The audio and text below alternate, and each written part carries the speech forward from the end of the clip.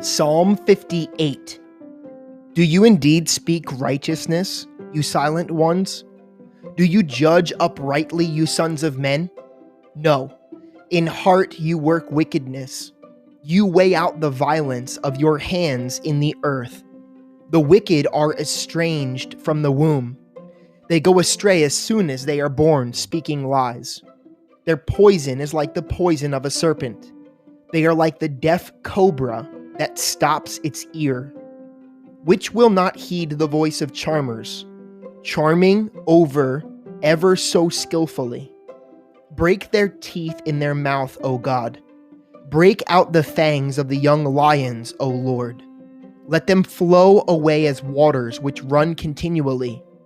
When he bends his bow, let his arrows be as if cut in pieces. Let them be like a snail which melts away as it goes, like a stillborn child of a woman, that they may not see the sun. Before your pots can feel the burning thorns, he shall take them away as with a whirlwind, as in his living and burning wrath. The righteous shall rejoice when he sees the vengeance. He shall wash his feet in the blood of the wicked, so that men will say, surely there is a reward for the righteous. Surely he is God who judges in the earth.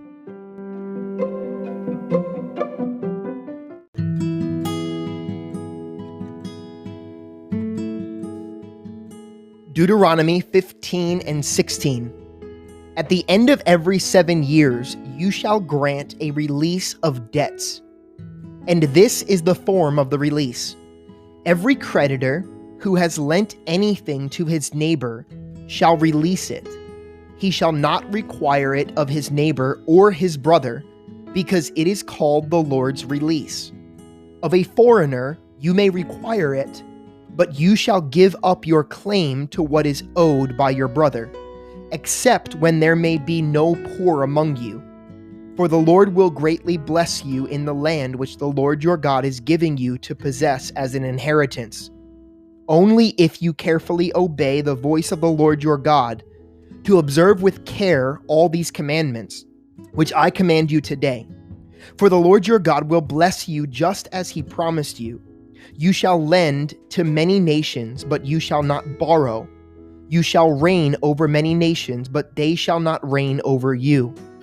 If there is among you a poor man of your brethren, within any of these gates in your land which the Lord your God is giving you, you shall not harden your heart, nor shut your hand from your poor brother, but you shall open your hand wide to him, and willingly lend him sufficient for his need. Whatever he needs, beware lest there be a wicked thought in your heart, saying, the 7th year, the year of release, is at hand, and your eye be evil against your poor brother, and you give him nothing. And he cry out to the Lord against you, and it becomes sin among you. You shall surely give to him, and your heart shall not be grieved when you give to him, because for this thing the Lord your God will bless you in all your works, and in all to which you put your hand. For the poor will never cease from the land. Therefore I command you, saying, you shall open your hand wide to your brother, to your poor and needy in your land. If your brother, a Hebrew man or a Hebrew woman, is sold to you and serves you 6 years, then in the 7th year you shall let him go free from you. And when you send him away free from you, you shall not let him go away empty-handed. You shall supply him liberally from your flock, from your threshing floor, and from your winepress. From what the Lord your God has blessed you with, you shall give to him. You shall remember that you were a slave in the land of Egypt, and that the Lord your God redeemed you. Therefore I command you this thing today. And if it happens that he says to you, I will not go away from you, because he loves you and your house, since he prospers with you, then you shall take an awl and thrust it through his ear to the door, and he shall be your servant forever. Also to your female servant you shall do likewise. It shall not seem hard to you when you send him away free from you, for he has been worth a double hired servant in the serving you 6 years. Then the Lord your God will bless you in all that you do. All the firstborn males that come from your herd and your flock you shall sanctify to the Lord your God. You shall do no work with the firstborn of your herd, nor shear the firstborn of your flock. You and your households shall eat it before the Lord your God year by year in the place which the Lord chooses. But if there is a defect in it, if it is lame or blind or has any serious defect, you shall not sacrifice it to the Lord your God. You may eat it within your gates. The unclean and the clean person alike may eat it, as if it were a gazelle or a deer. Only you shall not eat its blood. You shall pour it on the ground like water. Observe a month of the Abib, and keep the Passover to the Lord your God, for in the month of Abib the Lord your God brought you out of Egypt by night. Therefore you shall sacrifice the Passover to the Lord your God from the flock and the herd in the place where the Lord chooses to put his name. You shall eat no leavened bread with it. 7 days you shall eat unleavened bread with it, that is, the bread of affliction, for you came out of the land of Egypt in haste, that you may remember that day in which you came out of the land of Egypt all the days of your life. And no leaven shall be seen among you in all your territory for 7 days, nor shall any of the meat which you sacrifice in the first day at twilight remain overnight until morning.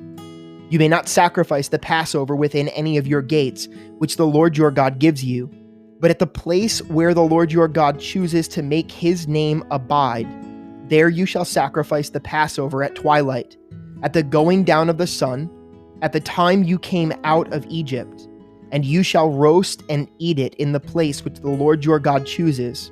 And in the morning you shall turn and go to your tents. 6 days you shall eat unleavened bread, and on the 7th day there shall be a sacred assembly to the Lord your God. You shall do no work on it. You shall count 7 weeks for yourself. Begin to count the 7 weeks from the time you begin to put the sickle to the grain.